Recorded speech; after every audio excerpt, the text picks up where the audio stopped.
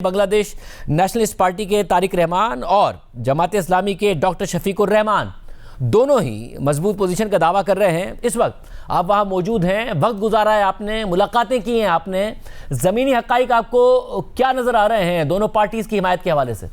शाहजेब, बहुत बहुत शुक्रिया शाहजेब। सबसे पहले तो मैं आपको ये बताऊंगा कि मैं खड़ा कहाँ हूँ। बड़ी यादगार जगह है, बड़ी हिस्टोरिक जगह है और ये जगह है जनरेशन जी की शोहदा के नाम की जगह।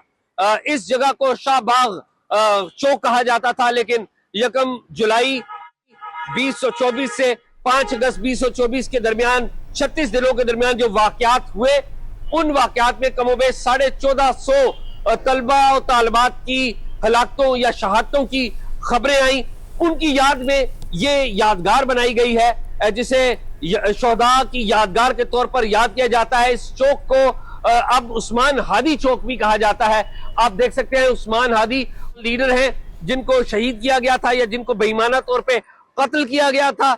इस सारी मूवमेंट के एक बड़े कलीदी किरदार थे, बड़े अहम किरदार थे। तो ये इस वक्त मैं यहां पर मौजूद हूं। दूसरी बात ये कि आपने पूछा कि दोनों में से कौन है जिसकी पोजीशन ज्यादा है। देखिए, तारिक रहमान खालिदा जिया के बेटे हैं और डॉक्टर शफीकुर रहमान वो जमात इस्लामी को लीड कर रहे हैं। जमात इस्लामी के को सपोर्ट करने के लिए मुख्तलिफ जमातें हैं, कम अज कम 10 एक जमातें उनको सपोर्ट कर रही हैं। इसी तरह 7-8 जमातें ऐसी हैं जो कि सपोर्ट कर रही हैं बांग्लादेश की नेशनल पार्टी को, जिसे तारिक रहमान लीड कर रहे हैं। और तारिक रहमान हम देख रहे हैं कि बड़े कॉन्फिडेंस में है। हमारी जो इंटरेक्शन हुई उसमें वो नजर आए कि वो प्राइम मिनिस्टर के तौर पर बिहेव कर रहे हैं, वो दिख रहे हैं, दिखा भी रहे हैं कि वो फ्यूचर प्राइम मिनिस्टर हैं। साथ ही साथ जो डॉक्टर शफीकुर रहमान से हमारा इंटरेक्शन हुआ तो हमने उनसे बराह रास्त बात करने की कोशिश की। उन्होंने कहा कि आज वो किसी किस्म की कोई बात नहीं करेंगे। उन्होंने कहा कि वो कल बात करेंगे। हमने कहा कि क्या आपको यकीन है कि वोटर उनको वोट डालेंगे? उन्होंने कहा जी मुझे कोई शक नहीं है कि वोटर मुझे वोट डालेंगे। इस सारे मंजरनामे में 2 बातें बड़ी वाज़ेह हैं। एक बात ये कि पहली दफा जमात इस्लामी मरकजी धारे में आई है। दूसरी बात ये कि जमात इस्लामी अगर जीत जाती है तो जाहिर है वो मुल्क की बागडोर संभालेगी, लेकिन अगर वो जीती नहीं भी है तो वो एक स्ट्रांग अपोजिशन होगी और किसी फलती फूलती जमहूरियत के लिए, सेहतमंद जमहूरियत के लिए स्ट्रांग अपोजिशन बहुत जरूरी होती है। तो जो भी फैसला करेंगे वो अवाम करेंगे, लेकिन ये नजर जरूर आ रहा है कि जो फ्यूचर पार्लियामेंट है, इन इंतखाबात के बाद जन्म लेने वाली पार्लियामेंट है, वो बड़ी मजबूत होगी। गुज़िश्ता इंतखाबात में जाहिर है धांधली के संगीन इल्जामात लगते रहे, वन साइडेड होते थे, अवामी लीग के फेवर में सब कुछ होता था। इस दफा अवामी तासुर क्या है और वोटर टर्नआउट की क्या उम्मीद है? शाहजेब, इलेक्शंस में धांधली के इल्जामात यहाँ पर लगते हैं और बड़े संगीन इल्जामात लगते हैं। बिलखसूस आखिरी अगर 3 इलेक्शंस देखें जिसमें शेख हसीना प्राइम मिनिस्टर मुंतखब हुई, तो उन तीनों-चारों इलेक्शंस के ऊपर बहुत बड़े बड़े सवालिया निशान आज यहाँ पर बांग्लादेश के अवाम लगाते हैं। यूं तो अगर बांग्लादेश की former prime minister Sheikh Hasina का टर्न्योर देखें तो 1991 से 1996 तक वो प्राइम मिनिस्टर रही थी और बाद में वो दूसरी दफा 2009 में प्राइम मिनिस्टर बनी, जो 2024 तक वो प्राइम मिनिस्टर रही। तो जो दूसरी दफा उनका जो टर्न्योर शुरू हुआ, 2009 से ऑनवर्ड का टर्न्योर शुरू हुआ, उसमें 2009 के इलेक्शन पे तो इतना बड़ा सवाल नहीं था, लेकिन 2013 के इलेक्शन है उनके ऊपर सवालात उठे।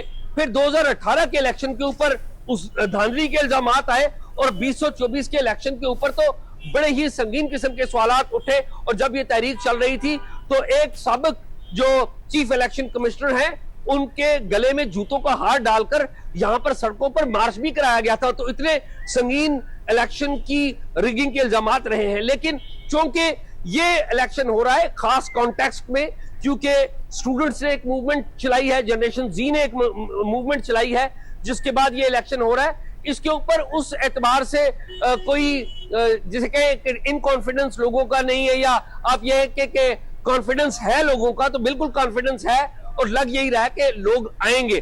ताहम लोग ये जरूर सवाल, बाज हल्के ये जरूर सवाल उठाते हैं कि अवामी लीग को इस सारे अमल से दूर रखना कोई अच्छा मैसेज नहीं जाता। अवामी लीग को भी आने दिया जाता तो कोई ऐसी प्रॉब्लम नहीं थी, लोगों ने उन्हें वोट आउट कर देना था। ताहम अवामी लीग की जो एक्टिविटीज है उनको सस्पेंड किया जा चुका है और एक्सपेक्ट यही किया जा रहा है कि लोग बड़ी तादाद में आएंगे और इलेक्शन में वोट डालेंगे, क्योंकि लोगों का जो मौजूदा इलेक्शन सिस्टम है और चीफ इलेक्शन कमिश्नर है और इलेक्शन कमीशन का ऑफिस है, उस पर एतमाद है। इस इलेक्शन में तकरीबन 45 लाख नौजवान वोटर्स का इजाफा हुआ है। इस इजाफे से जो इंतखाबात के नताइज हैं वो किस हद तक असरअंदाज होने की उम्मीद है? शाहजेब, जो नए इलेक्शन कमीशन की तरफ से दिसंबर के महीने में ऐलान किया गया था कि नए इलेक्शंस होंगे, उसके बाद वोटर्स लिस्ट बनाई गई थी और वोटर्स लिस्ट में 45 लाख से जायद नए वोटर्स आए, जो कि आप जिनको कह सकते हैं कि जनरेशन जी आई नई वोटिंग फहरिस्त में। लेकिन अगर 300 जो कॉन्स्टिट्यूएंसीज में 12 करोड़ से जायद 12 करोड़ 77 लाख से जायद वोटर्स के ऊपर 45 लाख को तकसीम किया जाए तो मेरे ख्याल में इतना बड़ा इंपैक्ट नहीं पड़ता। इंपैक्ट जरूर पड़ेगा उन जगहों पर जहां पर इलेक्शन का जो मुकाबला है वो कांटेदार है। तमाम अगर मजमूई तौर पर देखा जाए तो इतना बड़ा मुझे नहीं लगता कि इतना बड़ा इंपैक्ट पड़ेगा, और ये मैं नहीं कह रहा, मुख्तलिफ लोग यही कह रहे हैं।